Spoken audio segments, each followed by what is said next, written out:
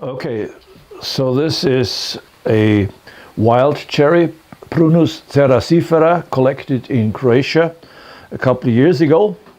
It's still very raw material, as you can see. It's hacked off here and nobody has yet worked on these big cuts. However, it is quite promising. Why is it promising? Well, you see a very good nebari from the side you see. Also from the other side, which probably is the back side, but not necessarily.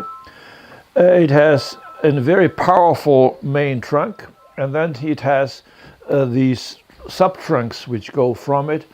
I call this the informal broom form, which looks like, well, like a real tree, like a real deciduous tree if you let it grow in wilderness. It will grow like that with a round crown, which very often is wider than it is high.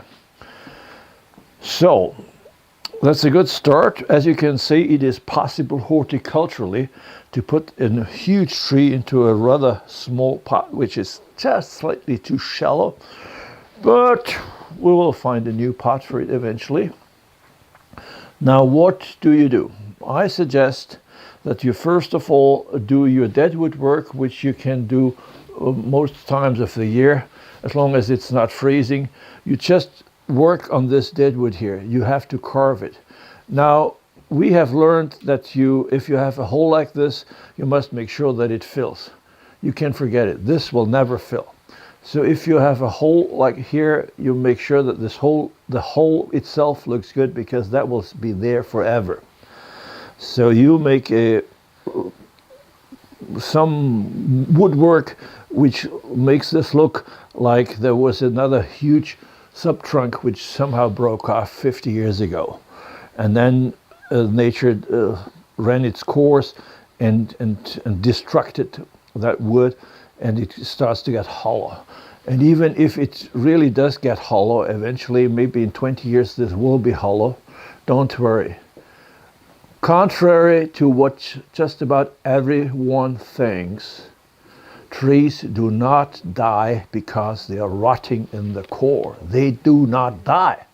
We have trees which are 1,000 years old, linden trees in Germany, and they're hollow since 800 years. So they have survived 800 years being hollow. That proves that they don't die because of that. Okay. So you can artistically do what you like, and it will be okay. If you create fancy gins, you should reckon that these gins will go away rather soon, like in 5 to 10 years they will rot away. So I wouldn't personally not even bother. I would make holes right away, because the hole will be there. There will be some colors, but it will never fill. And the hole should be decorative. Now this is probably the back anyway. However, from the front, there is not as big a hole. Well, here is one. Okay, here is a hole, and that should be carved so it looks nice and natural, because that will not fill. So that's the first thing. You cut these big cuts where somebody took a saw. Then you decide that some of these sub-trunks, these are not branches. This is a main trunk, and this splits into sub-trunks. Some of these sub-trunks are a bit too long for my taste, like this one here. I would cut this here or here even. Why is it then not a bit too short? Yes, at the moment it is too short.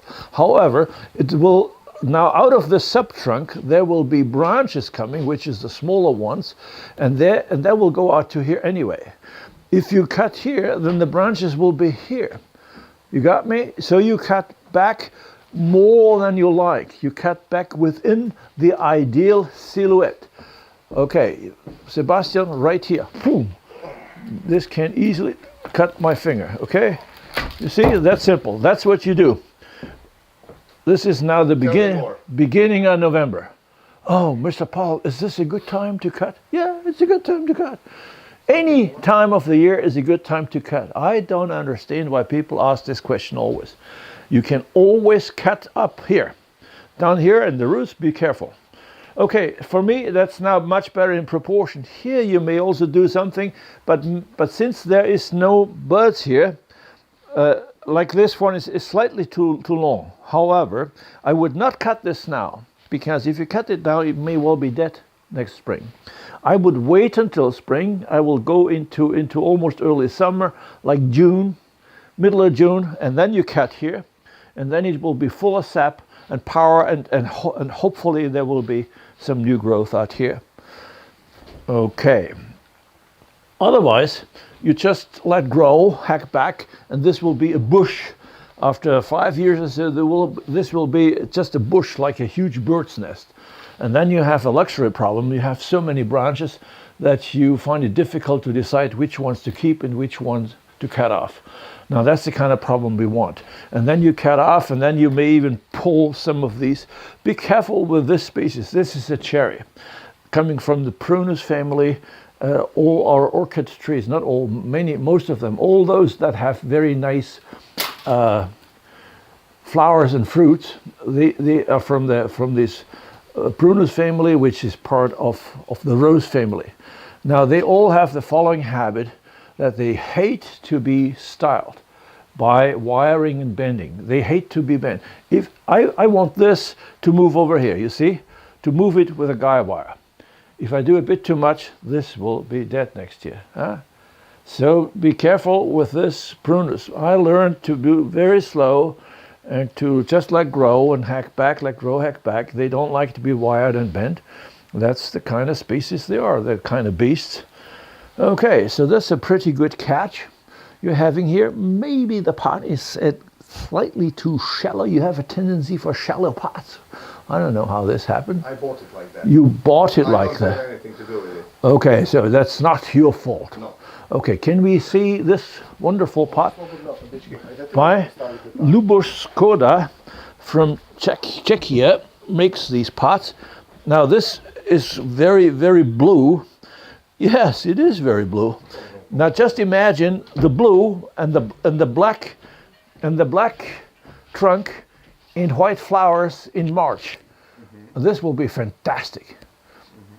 Mm-hmm. So I think for this kind of tree, this very bright blue should be a good choice.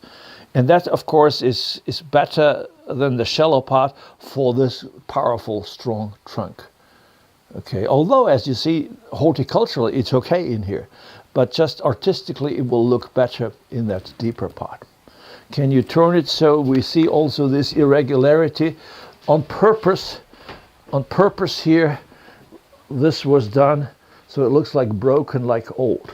So the trick is that we have a tree which is already old, but we want to look it even older, and then we must have a pot which also looks old. Although it's so blue, which is of course a very youngish sort of color, it still is old by that, and that gives it this sort of feeling that the age of the pot and the age of the tree fit together. Thank you.